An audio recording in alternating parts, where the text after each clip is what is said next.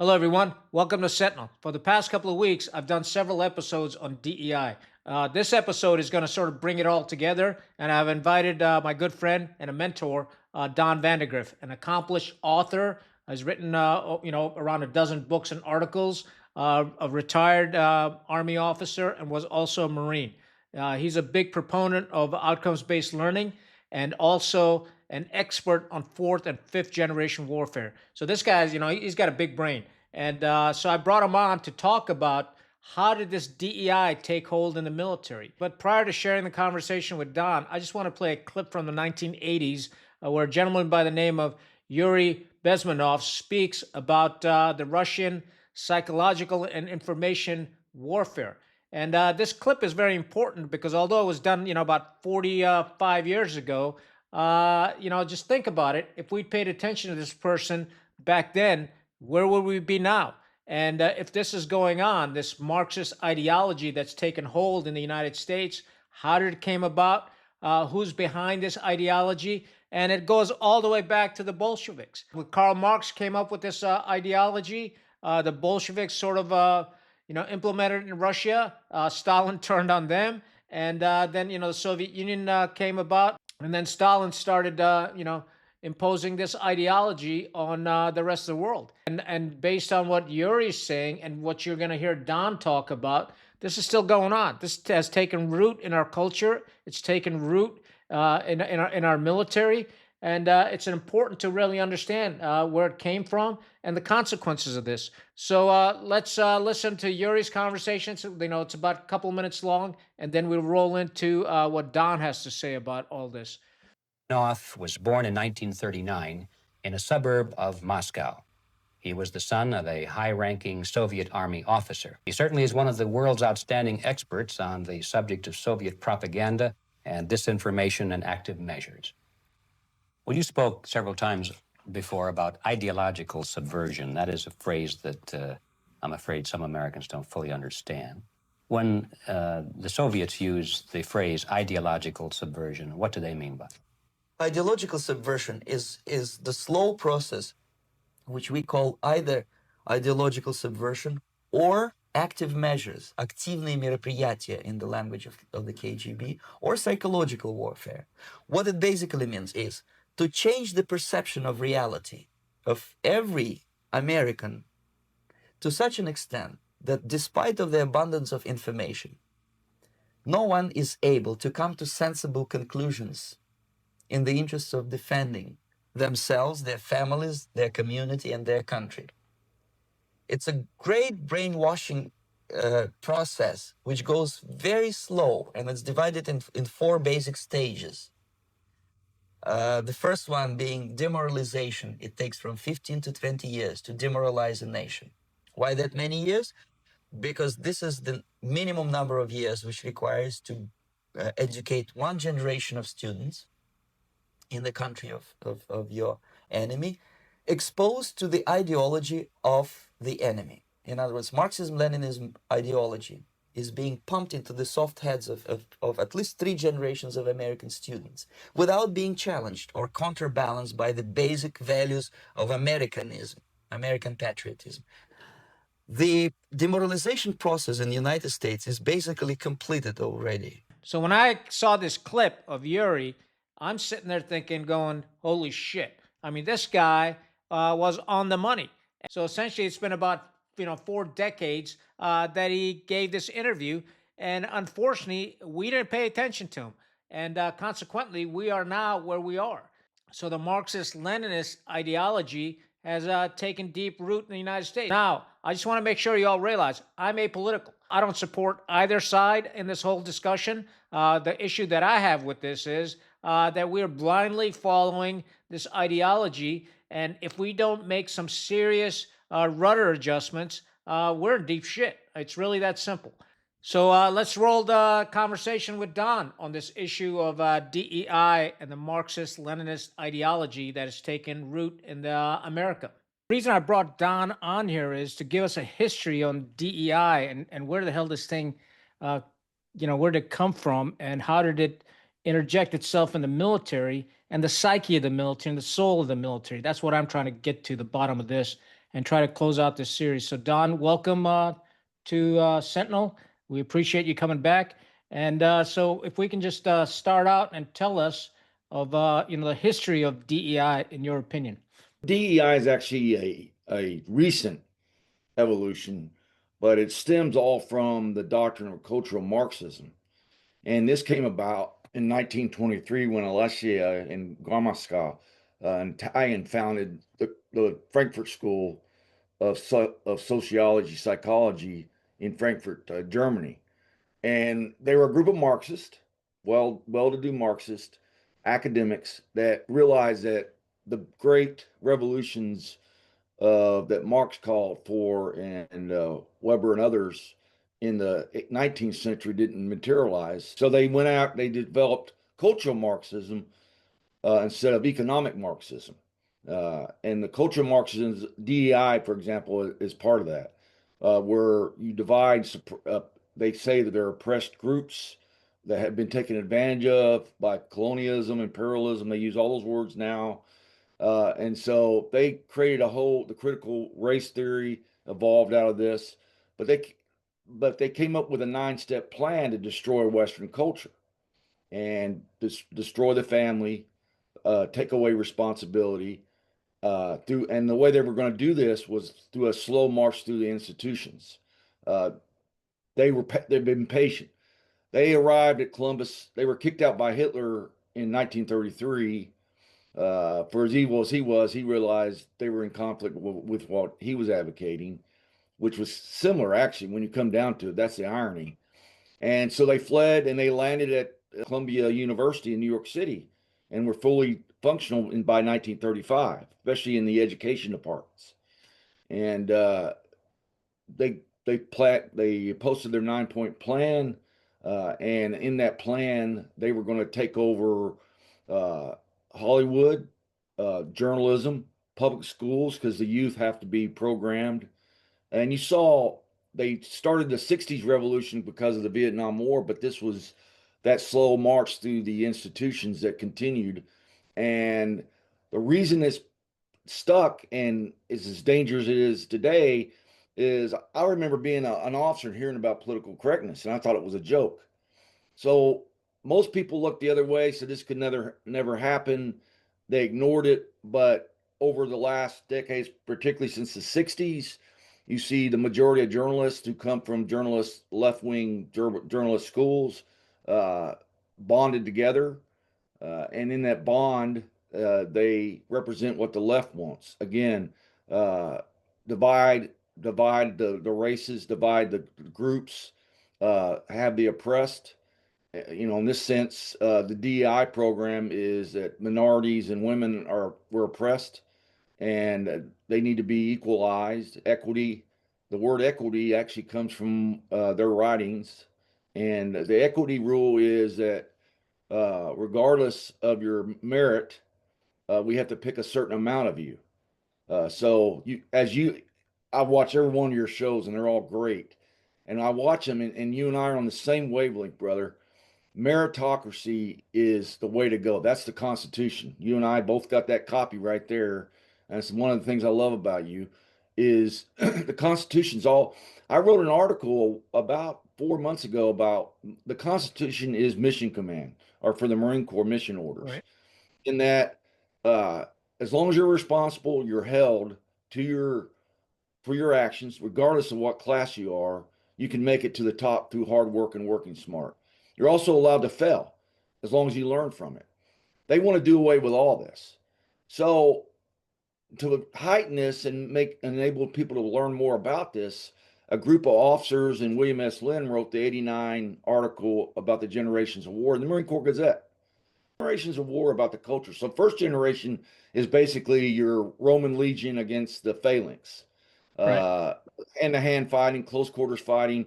But the culture there, because of the communication or lack of their communication, horns, drums, and voice, they couldn't really empower people. The empowerment of people is at the heart of the generations of war. Second generation war is linear warfare. That's World War I. Mass control, centralized control, mass firepower. and today technologically centrally controlled mass firepower. It's a culture that's very top down, demands information coming up while asking tons of questions, and it's internally focused on order and precision and SOPs and regulations and conformity. Germans were the first army from a bottom up perspective that picked highly qualified NCOs and young officers, and they developed these breakthrough tactics, i.e., isolation tactics, go around the enemy strong point, get in the rear. And squad leaders were actually, hey, we can't go that way because it's a hard service. We have to go this way. And they were actually making the calls that only before generals would make the calls. And the only reason this was not successful. So the diehard anti-generations of war and big pro defend the American military at all costs will say, well, the Germans lost 2 wars. Yes, they lost 2 wars. Strategy was not their forte. They focused on the operational art and tactics, but they inflicted 4-to-1 casualties in each war on the Allies. And they did it being totally surrounded because their focus was on leader development and decentralization. So that's the 3rd generation of war. Now we've got the 4th generation of war. You, in your book, Betrayal of Command, highlight your expertise at fighting that kind of war. That was Afghanistan. 4th generation warfare is empowered groups that share common ideologies, but don't need a lot of order or structure. And they are tools, though, for an ideology. In this sense, cultural Marxism, like Antifa today, okay, or like BLM, Black Lives Matter, and these college groups that they're paid by through George Soros, through the NGOs and so forth, to cause chaos and undermine the authority of the constitutional republic. So 4th generation warfare are in Iraq, where 10 different groups were waging a war against a coalition, and we kept looking for a centralized command center like on the deck of the Enterprise in Star Trek. It doesn't work that way. And it's guerrilla warfare, but it's more than guerrilla warfare. In the Soviet Union, for example, during the invasion by the Germans, the Soviet Union was actually controlling the guerrilla groups. So that was still an extension of 2nd generation warfare. So it's not just guerrilla warfare, it's decentralized warfare to the ultimate level. But going back to DEI, it was instituted, it began under Clinton, and then Obama really did a purge of the officer corps, with the purge being that if they didn't go along with the guidelines or they tried to, he would identify conservative officers, they wouldn't get promoted, they wouldn't get selected for key jobs. And the younger generation sees this. And on top of that, where most of the officers come from in both the Marine Corps and the Army and the military, public schools. Right. What was happening in public schools? When you go in there and see the changes that I've seen, one of the things I'm proud about what the Marine Corps did in 2015 was that infantry study. You remember what the Secretary of the Navy at the time under Obama called it? He said, I'm paraphrasing now, but he just said it was not done right and correctly. But the Marine Corps found when they had a mixed infantry unit with women and men, and then they had one with men. The men alone far outperformed the men and women, and the establishment did everything to destroy that. Because again, the truth does not matter as long as the goal of the ideology, which is total centralization and compliance at all levels, is the goal, and that's what cultural Marxism is all about. And I understand, what transpired. I think it was just over time, slowly, they changed the way America thought, and then, brought it into the military. And unfortunately, nobody in the military pushed back because, the undersecretaries and all the, civilians in the Pentagon, they essentially decide which way the rudder turns. And so that's what happened. And then the military colleges sort of started embracing this. And if you look at the Naval War College, which I went to, we had a civilian professor, with an active duty professor. So you always had 2 professors for each seminar group. And it was kind of odd because the active duty professor would always defer to the civilian because the civilian was a PhD. Yeah. So there's a level of academic experience and knowledge.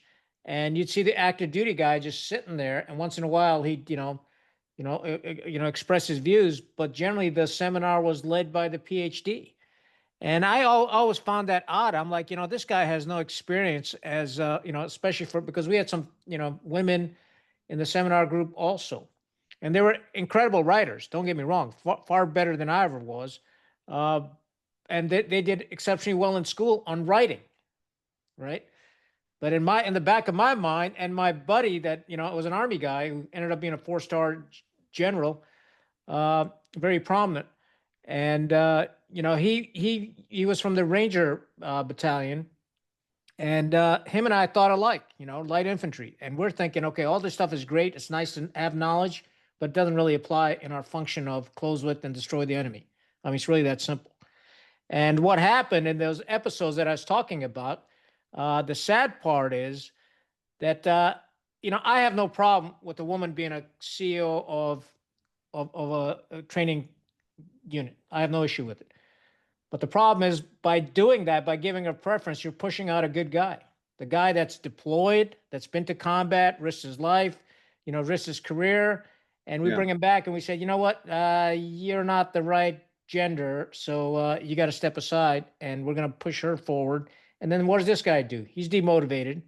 He does his 30 years, 35, and he just retires as a colonel when he should have been the right pick. The So that's the director, yeah. sad part, right? So that's the part that bugs the hell out of me. And I don't know if you've seen this new series called Marines on Netflix. It's a I have seen 4-part it. series, and and I happen to know the new commander. He was one of my lieutenants, and Silver Star recipient, phenomenal officer. And so part of that MEU, the Scout Sniper Platoon, has a female platoon leader. And that just blew my mind. I mean, I'm just sitting there thinking, okay, this is a Scout Sniper platoon. So I researched her background. And she did go to IOC, right? Yeah. She did go to intelligence courses and all that stuff, and she's qualified technically.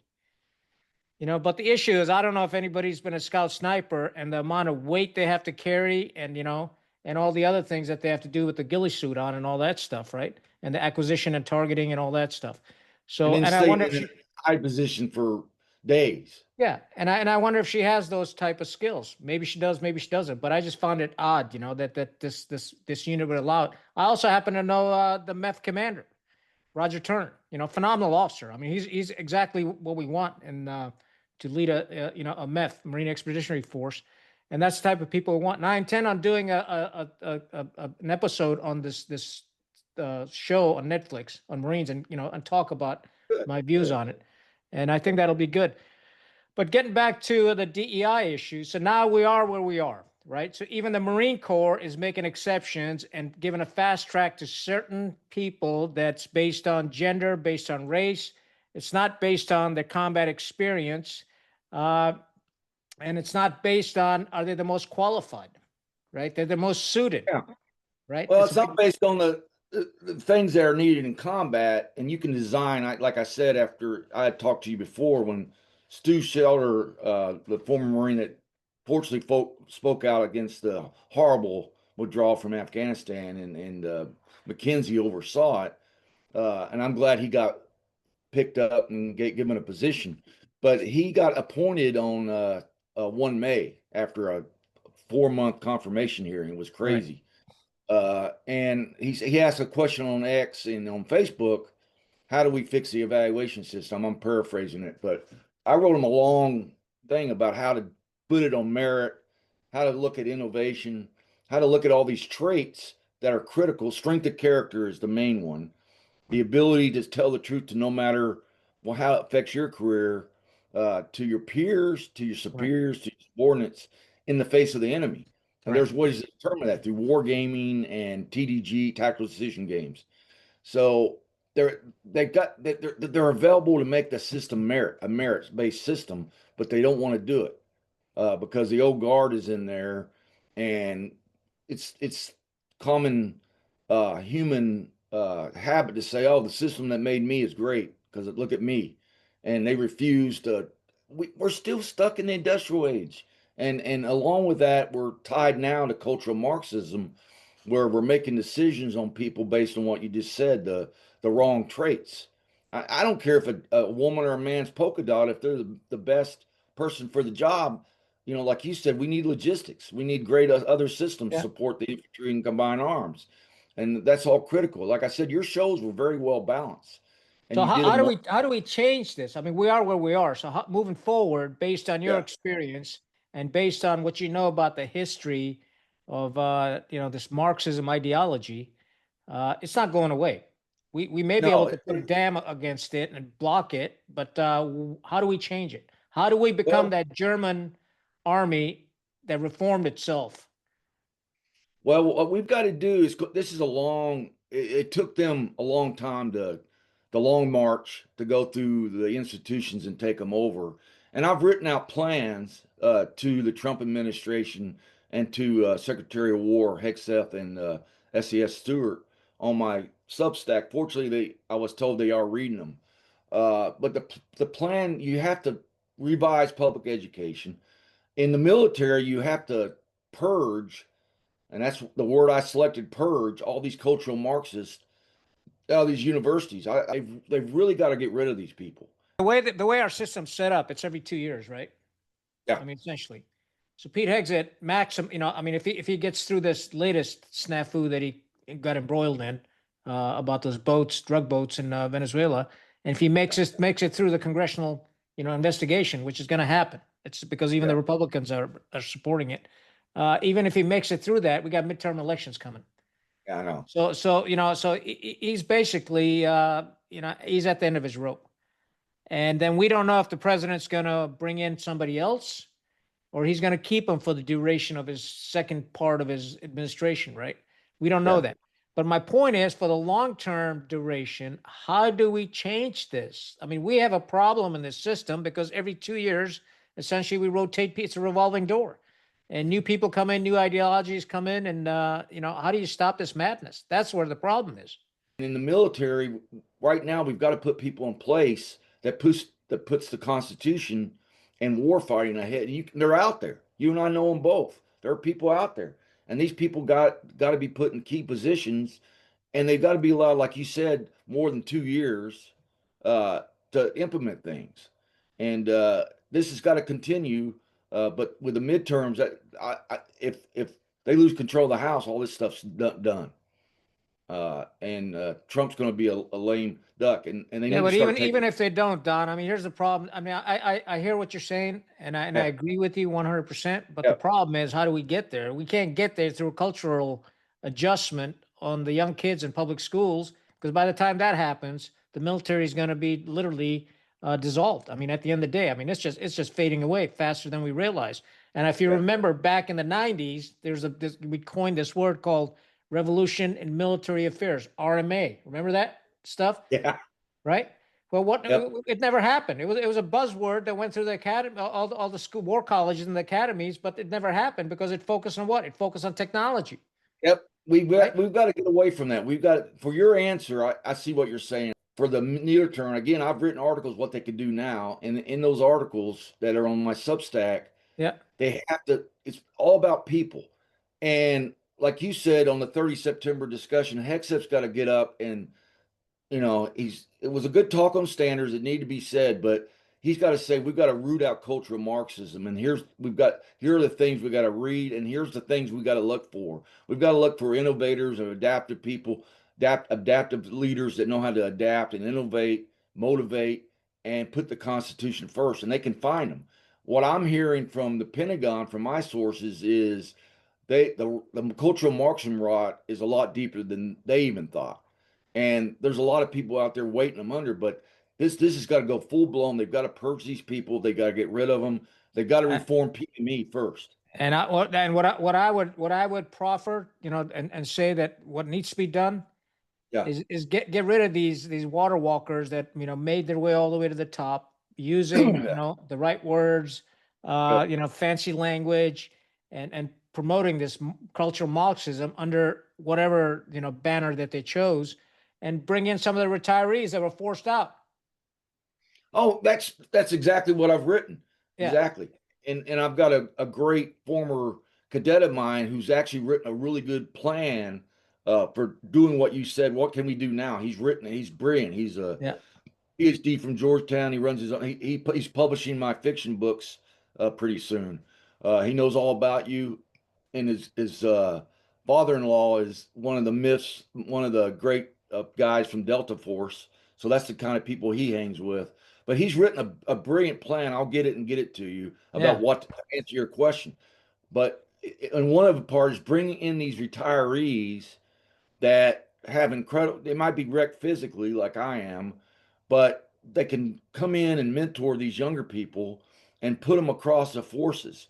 And not only, retired four-star, but you've got retired senior NCOs and retired majors and captains and lieutenant colonels that still have, I mean, they have great brain here, and they can come in and start mentoring these younger people and having the focus on war fighting and not cultural Marxism. So that's there's a plan out there. I'll get it to you. Yeah. So what I found out in my series is, it's not just the general officers. I think DOD or Department of War needs to dig down deeper into the '06 level, That's right? Who are the people that are being groomed to continue this ideology? So that's the first part, right? And that needs to be done like very quickly, right? And the second part is that we need to bring in these hard chargers that were pushed out by these fast trackers and bring them back in the military because they got experience. But here's the issue. The issue is the leadership in the military's got no shame. And I'll openly say this. I Okay. And agree and with you. and, and just hear me out for this one, right? Yeah. Because Raisin Kane, the chairman of Joint Chiefs of Staff, was a lieutenant general, right? Was plucked from the middle of the pack and put at the top, right? And typically in traditional militaries, when that happens, everybody above him retires because that Yeah. means the president didn't have confidence in all those 4 stars and 3 stars. And there's probably 50 or 60 of these guys, Yeah. right? There's 40 some 4 stars, and there's 44. Yep. yeah, and there's probably about 20 or 30 lieutenant generals that he was junior to, and none of them, not a single one, said, you know what, I retired. Not a Oh, I single one. know. I They have know. no shame. I know. Okay, and they just hung in there because they know that the longer I can just keep working this gravy train, Yep. and that's the fundamental problem. So and if that had happened, let's think about the upward mobility we would have gotten in the military. But Yep. that doesn't exist anymore, and that's the problem. We don't have a sense of honor, a sense of decency, Character. and Yep. and yeah, I mean exactly. So I think that's the fundamental issue, and we really got to make some hard decisions and start pushing people out. Oh no, I'm totally in the plan I wrote out for Stu Schiller back in May is you've got to shrink the size of the officer corps. The officer Yeah. corps is way too big for. I did a study in 2010, and it's online actually, and I sent it to them about uh, the Army Capability Center, ARCICS, which is a sub of Training Doctrine Command, had me do an officer study on the officer bloat. And Yeah. I spent months on this thing, comparing different armies, different periods, and we're pretty bad off. But in the end, it said the armies with a larger officer bloat do a lot worse in combat than the Yes. some or more select. That was the bottom line. And the director at the time, Lieutenant General Mike Bain, loved it. And he went out and briefed us. Now, he did it with an exum because the briefing I did had 100 pages on Right. it. But he did out, and he was forced to retire. They didn't like it, what he was saying. But he at least was a 3-star that liked what I put together. If you put Donald Vandergriff and Officer Bloat study on Google or whatever, it'll come Right. up. But the bigger thing is we've got to reduce the size of the officers corps. We've got to we've got to make the entry level with the officers more professional, more focused on war fighting and not task and not checklist. And we've got to teach them how to think critically. And we've got all the tools to do it. But the other thing, going back to reflecting on what you said about your time at the Naval War College, is the PME. A good friend of mine, Bill Connor, he's a retired colonel down in South Carolina, and I wish they'd bring him up. But him and I talk all the time. We got to reform PME for your audience, professional military education, because that's where it all starts. Up or out and all these other things are bad systems, but We first got to teach people how to be professional thinkers in combat conditions. And the sad part is, most of the war colleges, most command and staff colleges are all lecture.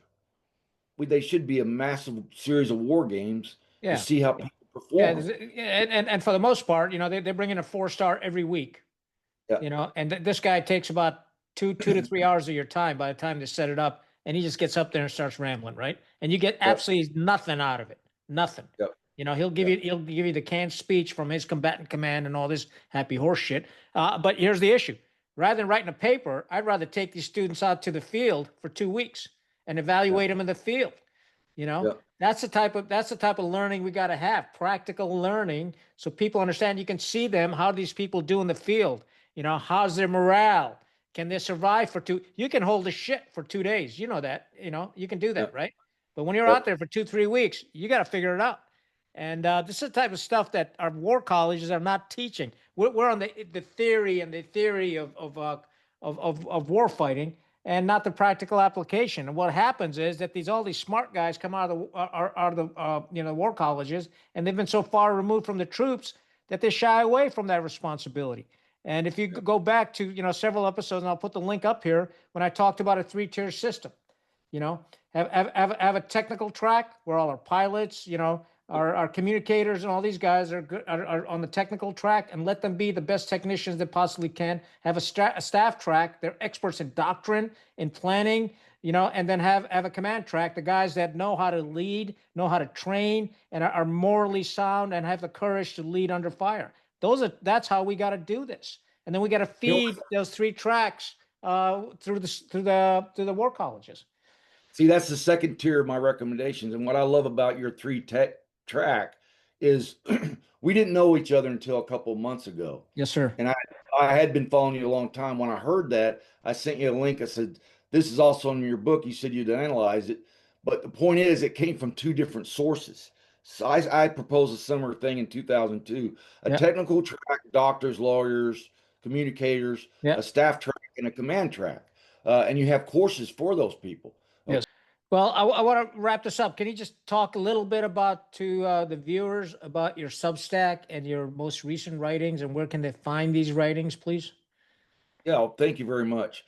So my therapy is I have PTSD, and my wife got me into this. Says you got to write more, and I'm writing fiction, and I'm writing a lot again. I took some more courses over the online courses last winter, but if you put Donald E. Vandergriff in Substack, I let you subscribe for free, okay? Because I'm like you, Genghis. I want to make people better. And when you get an email from got a couple emails from instructors at the different schools, hey man, we're going to use this in our class.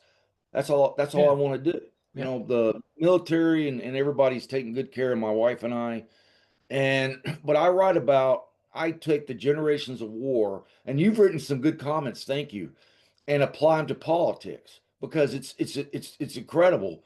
uh, because this will be the top down drive if we can convert this. The bottom up is I write a lot about how to reform. My article this morning was what the future infantry battalion should look like in the age of drone warfare. You can find all that on my Substack, or just put me in Google and it'll come up. Well, that's great. So I'm going to bring you back on in the near future here and talk about this new infantry battalion model that you've come up with, and let's talk about that and compare that to this Force Design 2030. That'll be fun, because Yeah, I was in the I heart of think we that should when do that that. happened. Yeah, I think we should Oh, do that. I think the I'd viewers would love to. enjoy it, because I've had a lot of viewers ask me about FD 2030, and I reached out to Headquarters Marine Corps if somebody wanted to come and speak. And the Yeah. chowder guys obviously want to come speak, but want to have a balanced discussion, right? And then so the viewer can decide for themselves. I've got my own personal views on it that I'll just not share at the moment. But Don, I really appreciate you taking the time out, because I know you're busy with your writings and you've got a whole bunch of other stuff going on as well. And we look forward to bringing you back on to Sentinel. Consider this your home. And anytime you want to, talk to the viewers, please do so. Thank you. I'm honored to be on here with you, because I think the world of you, what you've accomplished and what you did. But let me add a punch here. Your Betrayal Command, I'm getting so much great feedback on. It's doing great out there. You Thank did you. good. Don't ever say you're not a good writer, because you are. I reviewed it and it was well written and I enjoyed it. Uh, I'm certainly not anywhere close to you, but I tried my best. And I mean, it's gungy, it's raw, but it's fine. That's me. I'm a Hey, Walmart T-shirt guy, and that's my shtick, and I'm sticking with it. hey, brother, Semper Fi, and we'll talk Thank you, soon. Don. Semper Fi. The next stage is destabilization. This time, subverter does not care about your ideas and the patterns of your consumption. Whether you eat junk food and get fat and flabby doesn't matter anymore. This time, and it takes only from 2 to 5 years to destabilize a nation. It's what matters is essentials: economy, foreign relations, defense systems. And you can see it quite clearly that in some areas, in such sensitive areas as defense and economy, the influence of Marxist-Leninist ideas in the United States is absolutely fantastic. I could never believe it 14 years ago when I landed in this part of the world that the process will go that fast. The next stage, of course, is crisis. It may take only up to 6 weeks to bring a country to the verge of crisis. You can see it in Central America now. And after crisis, with a violent change of power, structure, and economy, you have so-called the period of normalization. It may last indefinitely. Normalization is a cynical expression borrowed from Soviet propaganda. When the Soviet tanks moved into Czechoslovakia in '68, Comrade Brezhnev said, "Now the situation in brotherly Czechoslovakia is normalized." This is what will happen in the United States if you allow all these schmucks to bring the country to crisis, to promise people all kind of goodies and the paradise on earth, to destabilize your economy, to eliminate the principle of free market competition, and to put a big brother government in Washington, D.C., with the benevolent dictators who will promise lots of things, never mind whether the promises are fulfillable or not.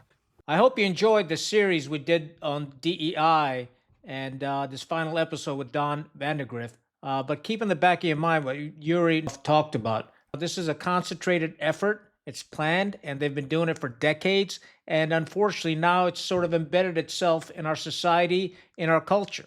And we need to shed this Marxist-Leninist ideology. The purpose of this ideology is really to defeat us from within. The United States is an incredibly powerful country, and nobody can challenge us militarily, but they can certainly find ways to divide us as a country. And it's important that we stay united. And quite frankly, I don't give a shit about any other cultures and their systems and their values and all the horse shit they bring to the table.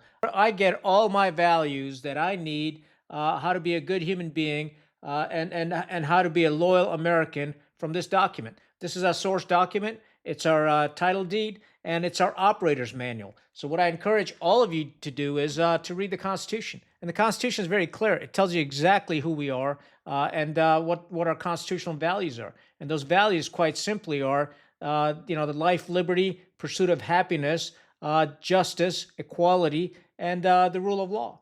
And if we just follow these universal values, we won't get in trouble. The problem is with all these ideologies that have sort of hijacked our culture. Liberal, conservative, right, left, Republican, Democrat, and our Constitution doesn't say anything about Republican or Democrat. It doesn't say anything about that. It talks about Americans, and we got to keep that in the back of our mind. And if we just focus on that, and just to be a better country and take care of each other and take care of our neighbors, we'll do fine. Always remember our motto, E pluribus uno, from many one. And the system was always based on meritocracy, and we need to continue to do that. So on that note, I'd love to get your feedback on this series we just did and this episode with Don Vandergriff. So stay rugged, stay united, one tribe. Khan out.